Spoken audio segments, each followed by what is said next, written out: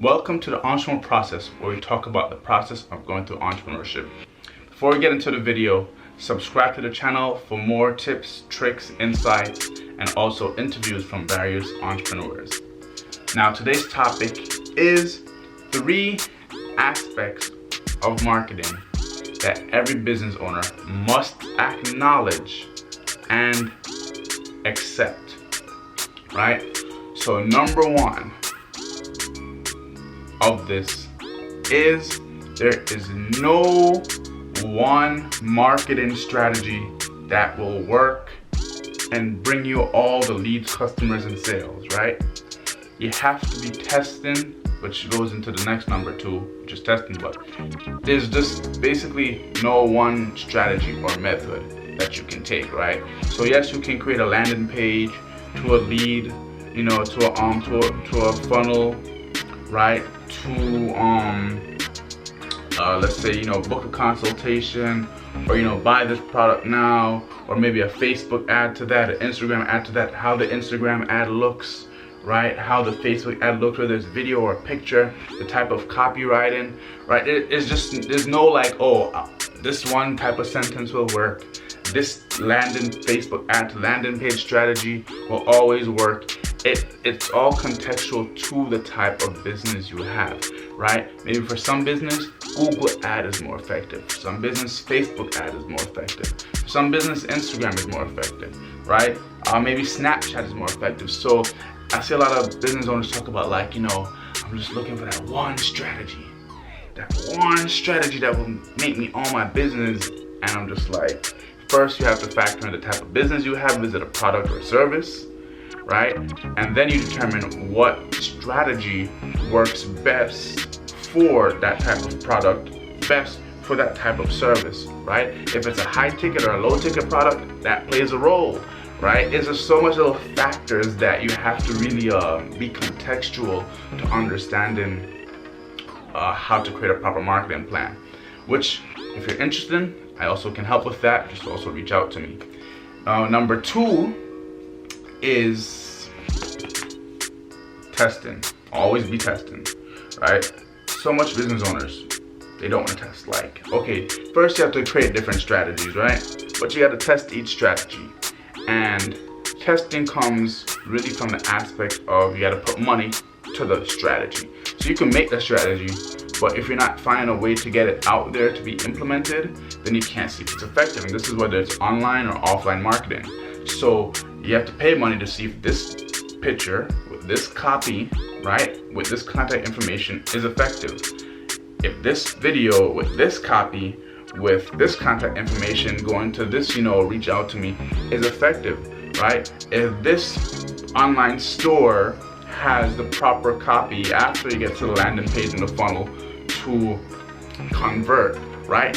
To know if these things would work or if they're effective, you have to be testing. And a lot of business owners are afraid to test because they don't want to spend money on, I spent $20 and it didn't work. I didn't get one lead, so now I just wasted $20. It's a fair thing in a lot of business owners' mind where they are, what's what I'm looking for? This is going to go into another video with like certain just bad mindsets a lot of business owners have when it comes to business, but they're afraid of spending money and losing without getting a conversion. So they want to spend like $1 and hope they're going to make back their $20 immediately, right? But when it comes to marketing, you have to be testing the proper strategies. You have to be testing different methods until you do find one that works. But this is going back. It's not, when I say one that works, I'm not saying that one is going to be the one that works forever, right? It's not just going to be that one strategy, but it may be one strategy that is effective for a period of time. So just out of there, be testing, right? And you can't be afraid to put the money out there to test. If you're a business owner, there should be no reason to be afraid. At the end of the day, it's a tax write-off for your business, right? It's an expense. Now, and also can't be cheap with it. You know what I'm saying? You can't spend like $2, $3 and do it one time and like, oh, it don't work. Anyways, now number 3 is tracking, right? So at this point, you're basically going to be what's I'm looking for. You create a strategy, you put in money to test in it, right? Now you have to be able to track how effective it is. Thank you, Jesus, yep. I want to say for Facebook ads, Instagram ads, right? For just internet in general, because you can actually track to see the reach that your ad is getting to. Unlike with offline marketing, you can't really track who sees it. You just hope people see it. You don't even know. Let's say when you do get a lead or a conversion, maybe you have a bunch of stuff out there, you don't even know where it's coming from unless you really ask the lead how do you find out, right? So you have to be tracking everything, because if you don't, then this is where you do end up wasting money. And I learned this from personal experience. I'll just run an ad and they'll be like, I'm gonna spend $5, so I'm being cheap. And I'm like, but then, from the ad courses I take, it's like, that's not effective, spend about $20. It hurt my soul to spend $20 at the time. But through spending $20 with Facebook ads or Instagram ads, I can actually see now how much it's reaching, if there's a conversion, and if it's effective enough. And based on those numbers, I can, okay, this ad strategy that I've had, that I've just tested, is effective. Let me keep putting money into it, right? Or it'll let me know, okay, there's something on it I have to change, right? So now let me figure out where I have to change it. And that's another topic for a video. We're gonna go through, like, the layers or the process or the layout of creating marketing, especially online, and understanding how or what phase of the marketing process needs to be changed based on tracking the numbers. Now, the bonus tip right here, I'm giving you a bonus tip, is, how do I put it? The bonus tip is basically, I want to say, in terms of leads, right? When you get your leads, organize them, right? Organize the leads. So for example, when I do run an ad, for example, primarily for the personal training, cardio parties, right? Or for the massage therapy, of course, they're different businesses, which is why they're all organized, right? I make sure that I know, okay, this ad was targeting this location specifically, right? And I do it like by zip code.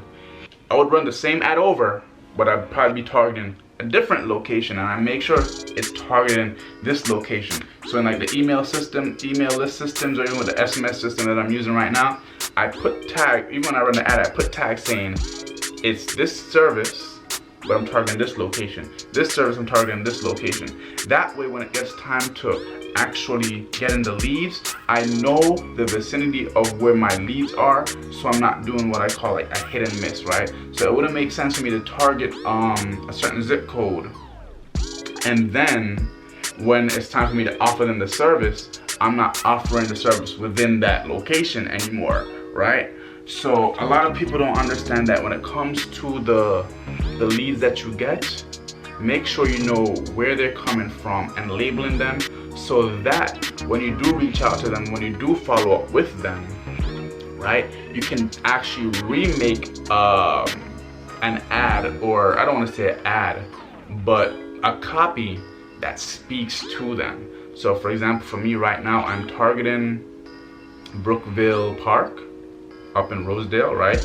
And literally, being that all the leads are coming from there, now every time I reach out to them, I say, hey guys, you basically signed up when you joined the Brookville cardio party list. We actually have something coming near you, which is literally near them by a certain location.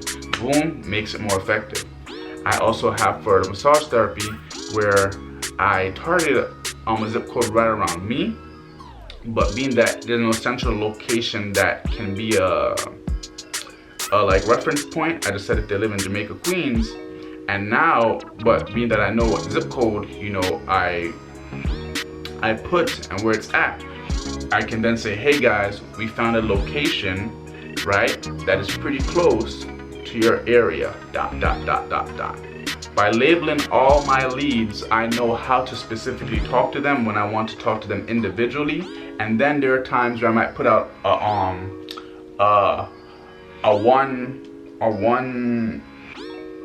copy fits all, but it'll be like, hey, you know, it's me reaching out from da da da da da, you know, this month we're having discounts on all services, you know, reach out to me if you're interested.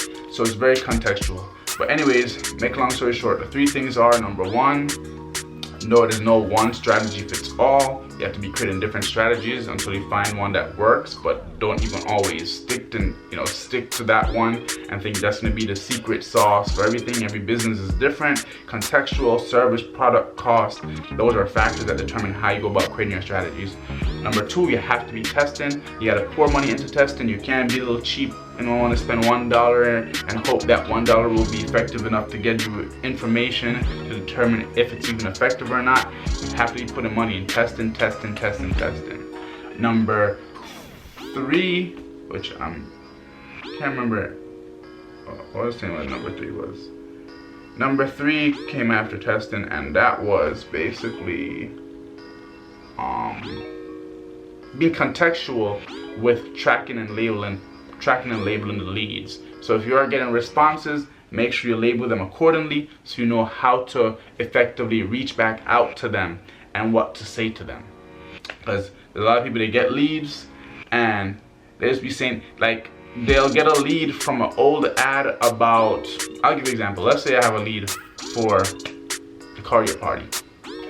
There's no reason why I should be blasting them about one-to-one personal training on a regular basis. I should be keeping them updated about cardio parties, and now once in a blue moon, I might say, hey, I offer this. But there's people that they get a lead for some service that don't correlate with another service and just hope, okay, maybe this person who bought apples from me will just one day be interested in buying shoes, right? And it's like, sure, but that's a hit and miss strategy, and that is not effective, and that will make you waste a lot of time and potentially lose leads because they're like, I signed up for apples, I ain't signed up for shoes. Anyways, thank you for taking the time to watch this. Subscribe to the YouTube channel. Check out interviews that we have in the playlist. I also have like a little playlist coming with, like, you know, when I volunteer or just go to certain business owners and just spend a little time with them to show what they do. But it's very short videos. Check out the Faith Over Fear Motivation clothing line that we're partnered with, right? Motivational clothing to inspire you to apply faith, especially when you're going out and going through the entrepreneurial process.